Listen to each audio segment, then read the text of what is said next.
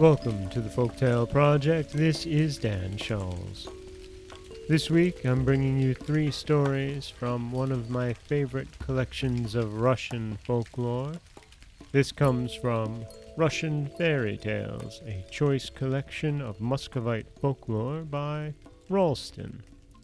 This first story is a tale about how a hard-working, honest young man comes into riches. And it's quite a tale for him to get there. This is the Three Copecks.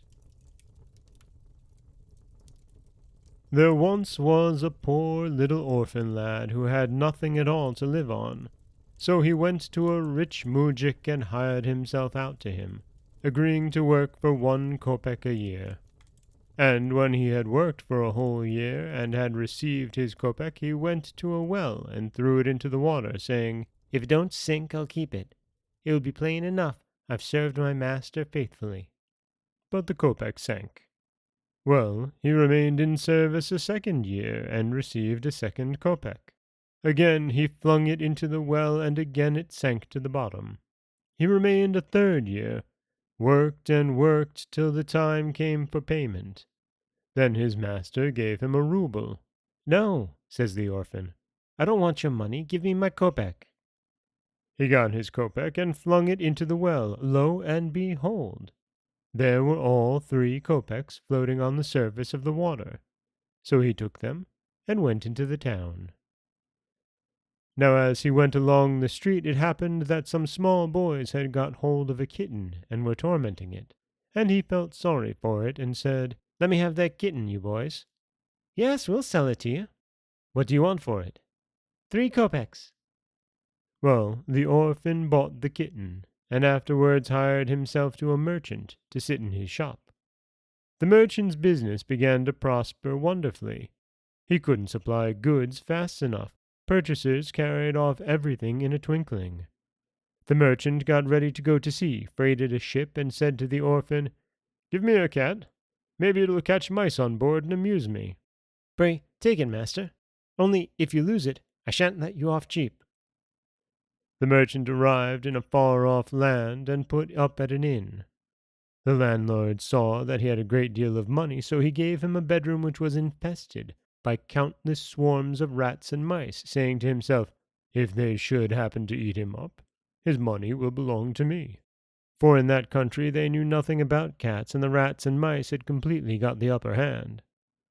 Well, the merchant took the cat with him to his room and went to bed. Next morning the landlord came into the room. There was the merchant alive and well, holding his cat in his arms, and stroking its fur. The cat was purring away, singing its song, and on the floor lay a perfect heap of dead rats and mice. "Master merchant, sell me that beastie," says the landlord. "Certainly." "What do you want for it?" "A mere trifle. I'll make the beastie stand on its hind legs while I hold him up by his fore legs. You shall pile gold pieces around him, so as just to hide him. I shall be content with that." The landlord agreed to the bargain. The merchant gave him the cat, received a sackful of gold, and as soon as he had settled his affairs, started on his way back. As he sailed across the seas, he thought, "Why should I give the gold to that orphan? Such a lot of money in return for a mere cat. That would be too much of a good thing. No, much better keep it myself."